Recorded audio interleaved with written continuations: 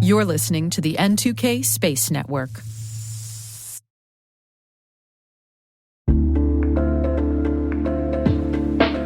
And now, a word from our sponsor, SpyCloud, the cybercrime analytics leader. SpyCloud disrupts cybercrime by telling you what criminals know about your business and your customers, so you can take action to prevent ransomware, session hijacking, account takeover, and online fraud.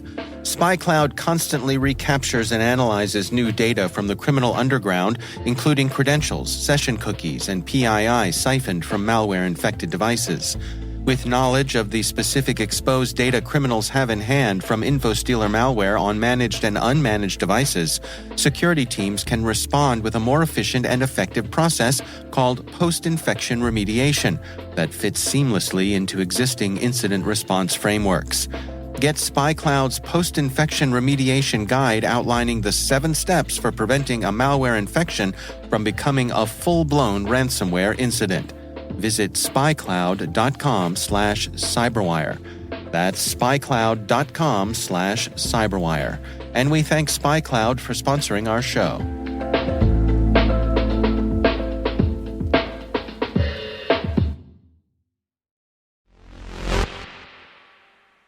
NASA's DART mission was a smashing success, pummeling the asteroid Dimorphos and proving that slamming a satellite into a big old space rock can indeed alter its orbit. Good to know should something dangerous be heading Earth's way. But about that, while we do track the really massive object near Earth's orbit, there are a bunch of smaller rocks in our planet's way that could actually cause trouble, and we don't actually know nearly as much about these potentially dangerous near-Earth objects as we should. Yet. And now the White House says it's time we changed that. T-minus 20 seconds to LOS egress. Go for deploy. Today is 4:04, April 4th, 2023. I'm Maria Varmazis, and this is T-minus.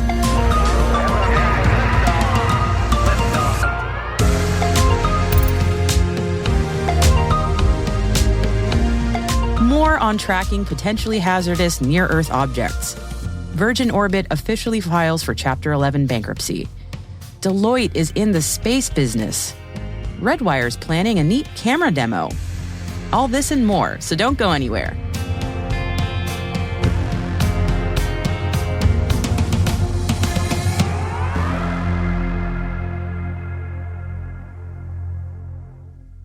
Here are today's stories. So remember NASA's double asteroid redirection test, or DART mission from last year? The one where they smacked the satellite into the asteroid Dimorphos, as I talked about at the top of the show, to see if they could change the orbit, and they did. Spectacularly well, I should add. Well, with the success of the DART mission firmly in mind, the White House Office of Science and Technology Policy, or OSTP, says it's time to think even bigger about the hazards of near-Earth objects. And it's believed we're only tracking about 42% of the ones that exist. That's why the OSTP has announced the new National Preparedness Strategy and Action Plan for Near-Earth Object Hazards and Planetary Defense. It outlines 6 key goals for tracking near-Earth objects, or NEOs, and improving overall planetary defense in the next decade. These points are, number 1, enhance NEO detection, tracking, and characterization capabilities. Number 2, improve NEO modeling, prediction, and information integration. 3, develop technologies for NEO reconnaissance, deflection, and disruption. 4, increase international cooperation on NEO preparedness. 5, strengthen and routinely exercise NEO impact emergency procedures and action protocols. And 6, improve U.S. management of planetary defense through enhanced interagency collaboration. The full strategy and action plan, which we've linked in our show notes for you, says we're doing a great job at tracking the huge NEOs, the ones that are over a kilometer in size. 95% of those we've got our eyes on, and they're not a risk. The smaller NEOs, the ones that are bigger than 140 meters but under a kilometer, those are a lot harder to track. Of those, there are likely about 25,000 NEOs out there, and as we said at the top of the show, we've only detected and tracked about 42% of them. It's really important not to panic, and we should note here that not all NEOs are hazardous, but if the NEO comes within 4.7 million miles of Earth's orbit and if it's bigger than 140 meters, then it officially meets hazardous criteria. Sadly, as you've likely heard, Virgin Orbit didn't manage to find a buyer last week, and now after laying off most of its workforce, the company has officially filed for Chapter 11 bankruptcy protection. In a press release, Dan Hart, CEO of Virgin Orbit, says this: "While we have taken great efforts to address our financial position and secure additional financing, we must ultimately do what is best for the business. We believe that the cutting-edge launch technology that this team has created will have wide appeal to buyers as we continue in the process to sell the company. At this stage, we believe that the Chapter 11 process represents the best path forward to identify and finalize an efficient and value-maximizing sale." According to the UK's Telegraph, Virgin Orbit is listing its assets as worth about $243 million and its total debt of about $153.5 million as of September 30th in its bankruptcy filing. The biggest professional services firm in the world, Deloitte, says they're officially getting into the space market and starting a formal space practice for both commercial and government sector clientele. Yep, they've been working with private and public space clients for over 15 years, they said, but this announcement is of a dedicated end-to-end service for what they're calling, quote, the full possibilities of space for organizations that may stand to benefit from the opportunities that space presents. Makes monetary sense for them, says Deloitte, given how fast the space economy is growing.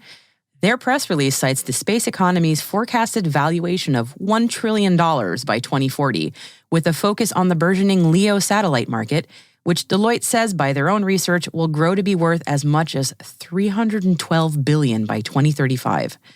Sam Kaprelian, Deloitte Space leader for the U.S. consulting firm, says this: "Just as environment and sustainability have very quickly become critical strategic issues for many C-suites across government and commercial enterprises, we see the same occurring for space in the coming 2 to 5 years."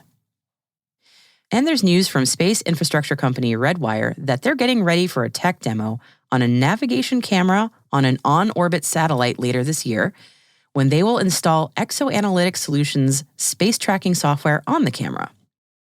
In a story in Space News, the company says the idea behind this upcoming demo is to show Redwire's machine vision camera, usually used for maneuvering and navigation, to show that it can be used in conjunction with the tracking software to allow them to function kind of like a security camera, monitoring and tracking any hazards that might be coming the satellite's way. This demo will take place on the upcoming Starfish space servicer called the Otter Pup, which will be launching to LEO as soon as this June. And now some satellite news bits. Space News is also reporting that Thuraya has invested in Astrocast, which currently has 18 satellites in LEO, primarily used for supporting IoT device connectivity. Thuraya is the mobile satellite services subsidiary of Yasat, a GEO operator, and since 2019, Astrocast has been in a 4-year agreement to use Yasat's L-band spectrum to connect to the IoT devices that they serve. This deal is worth $17.5 million, and as part of the deal, both Yasat and Astrocast say they're looking to extend their existing spectrum use agreement. The U.S. National Reconnaissance Office, or NRO, has granted contract extensions to Clio Space and Spire Global for commercially available radio frequency, or RF data. And this shows the growing importance of parsing available data. And whereas the emphasis has often been on the gathering of the data, which is also important, there's much to be found in the data that's already available. Both companies operate satellites or constellations of satellites that can detect and pinpoint RF signals, which has a lot of utility, but one of its uses is specifically for indicating attempted GPS jamming. And speaking of GPS jamming, or really more broadly, global navigation satellite jamming, Safran Electronics and Defense says its new Position, Navigation, and Timing, or PNT system, is much more resilient to such interference. This came as an announcement about its new system, NavKite, which was made to spec for the French Navy commandos. Switching to the U.S. Space Force for a moment, they say they're looking to procure 2 more Mobile User Objective System, or MEO satellites, to join the 5 Lockheed-built MEO satellites currently on orbit. This would extend the utility of the constellation into the 2030s, says C4ISRnet. With a solicitation posted late in March, the Space Force says they'll award up to 2 contracts by September for the early design and risk reduction work, and then they'll pick a single company in the fiscal year 2025 to deliver the new satellites. with a launch sometime before the end of fiscal year 2030. MEO satellites are secure narrowband, much less prone to rain fade and terrain interference, and better suited for secure communications. The MEOS program itself, Space Force says, will need about $2.5 billion for this program, spread out over the next 4 years. And the Space Force has put out an RFI from the satellite industry for its input by May 16th about possibly developing a missile warning and tracking constellation in MEO.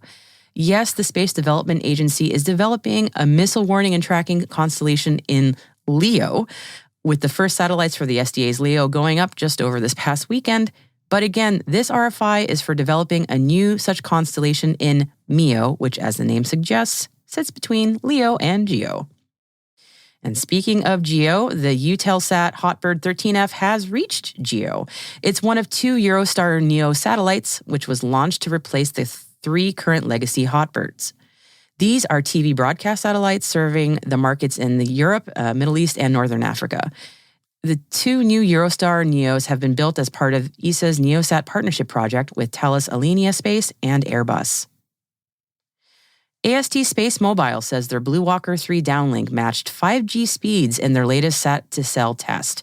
CEO Abel Avellan said this in an investor call. We are happy to announce that the initial test results indicate that the downlink signal strength necessary to reach 5G cellular broadband speed can be met with our technology. We have demonstrated our patented technology to validate Doppler and delay compensation, a key part of the component to be able to do 5G speed, and we continue to target to complete cellular broadband speed directly to standard modified phones. That's it for today's headlines. We've linked to news stories and sources for you in our show notes at space.n2k.com, and we've added some selected reading in there, including a piece from Satellite Today on how demand for drone tech will affect the satellite industry, and a fun bit from the Washington Post about how the Artemis II astronauts found out they were getting assigned to the mission. It's pretty funny as most of them were late to the meeting. We'll be back right after this break. Stay with us.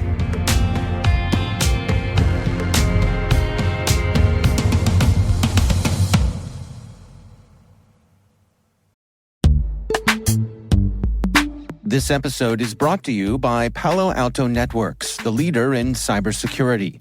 As AI-driven attacks increase, organizations can't afford to have network security that's stuck in the past. Discover how Palo Alto Networks can help you predict what's coming and proactively secure against it with a zero-trust, AI-powered network security platform built to secure whatever, whenever, wherever. To learn more, visit paloaltonetworks.com/network security platform.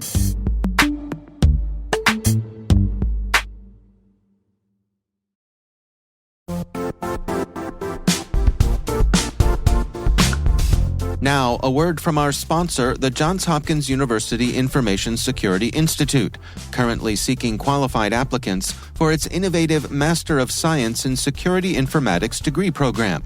Study alongside world-class interdisciplinary experts and gain unparalleled educational, research, and professional experience in information security and assurance. Interested U.S. citizens should consider the National Science Foundation's CyberCore Scholarship for Service program, which covers tuition and a $6,000 annual professional development allowance, as well as providing a $37,000 additional annual stipend. Apply for the scholarship and the fall semester by March 1st. Learn more at cs.jhu.edu/MSSI.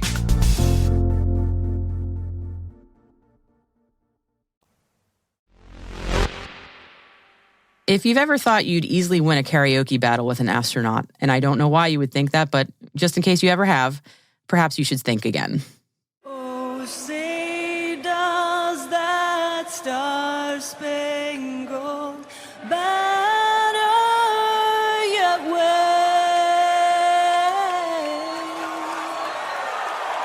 o'er the land of the free and the home of the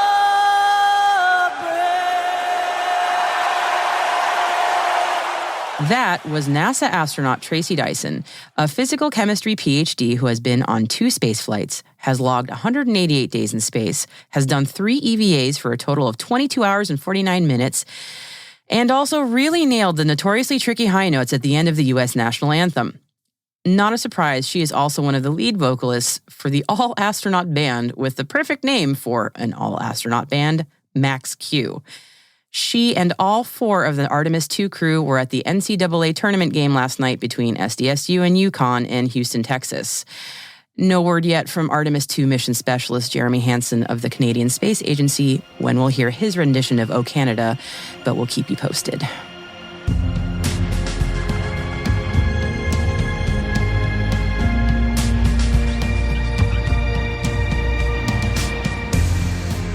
And that's it for T-Minus for April 4th, 2023.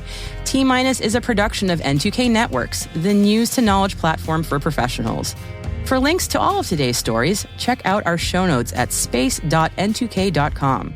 Original music and sound design by Elliot Peltzman. Mixing by Trey Hester. Our executive producer is Brandon Karpf. And I'm Maria Varmazes. See you tomorrow.